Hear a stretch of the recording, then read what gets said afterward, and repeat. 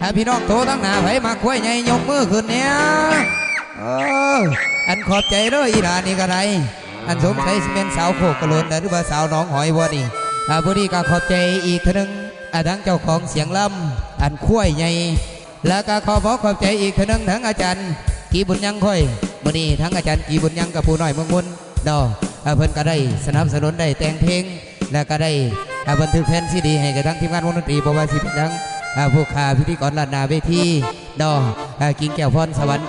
ขอบใจขอความอุปถัมภ์คำสู้จากพี่จากนอกแล้วก็ขอบใจน้ำทั้งเจ๊ใหญ่ใจดีโตทั้งนานี่โดยเฉพาะแล้วทั้งอันเจ๊โรมคอยนี่พร้อมด้วยคณะพร้อมด้วยทีมงานเมียเฮานี่เสียงเสริญเนาะทั้งบรรแขกผู้มีเกียรติแต่ละโตแต่ละตั้งสุขสันต์สาวตื่น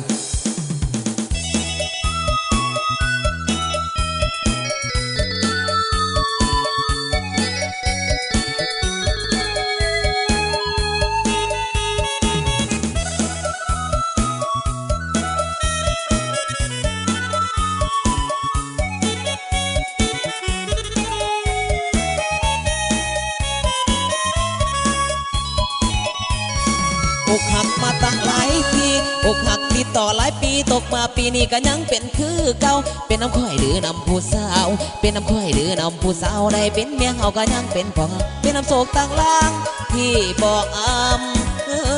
หน่วยกระจังแม่นสวยหลายเด้อกหักก็เพมาตั้งหลายเถื่อเมื่อตัวเองเส้งหลายกะลอโอ้ยกะลอบ่เคยพอกะสังเห็นมันเป็นกรรมแบบด้วยของเฮาศาสตร์ก่อนกลับมาบันทอนในภายนี้อกหักเพื่อนี่ผ่านครั้งที่22ผ่านสงครามหมุนหมอกน้ำตาน้องไหลโหนอกหักเพื่อนี่ผ่านมาอย่างบ่ดนเป็นย้อนแฟนไปลงสดคนที่รวยคู่เฮา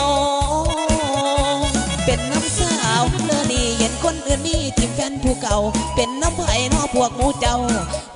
น้อหมูเจ้าเป็นน้ำข่อยแม่นผูกจนแฟนเฮาทิ้งต้นอ้อยป้าเป็นพอหางเหลือเพียงความหลังยังจำไว้พอห้างรุ่นใหญ่ผ่านแพ้ศึกสงครามมีโบสาวคนงามสีต้นพอห้างอกหักหลายปีก็ย้อนผู้สาวเดินห่างเป็นห่างหลายปีก็ย้อนเมียเดินห่างไปหักจริงพอห้างก็หยิบเฝ้ามาเลยไปหักจริงอยากสร้างก็หยิบเฝ้ามาไว้ขันจริงใจเลยล่ะหยิบมาน้องมาประกาศทับด่วนบ่ลายใจหักจริงล้วนนักจริงล้วนให้มาแม่อย่าอยู่นะความทรมานได้ผ่านมาพอแล้ว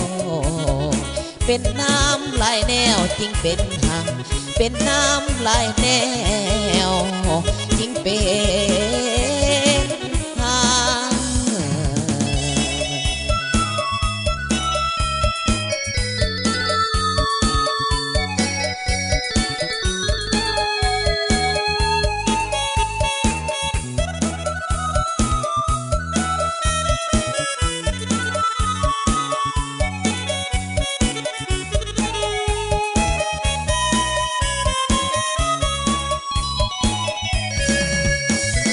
รุ่นใหญ่ผ่านแพ้ศึกสงครามมีโบสาวคนงามสีต้น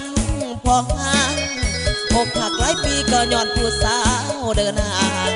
เป็นห่างหลายปีก็ย้อนเมียเดินห่างไปหักจริงพอห้างก็หยิบเฝ้ามาเลยไปหักจริงอยากสร้างก็หยิบเฝ้ามาไว้ขันจริงใจเลยล่ะหยิบมาน้องมาประกาศทับด่วนบ่ลายใจหักจริงล้วนนักจริงล้วนให้มาแม่อย่าอยู่นะความทรมานได้ผ่านมาพอแล้วเป็นน้ำลายแนวจริงเป็นหังเป็นน้ำลายแนว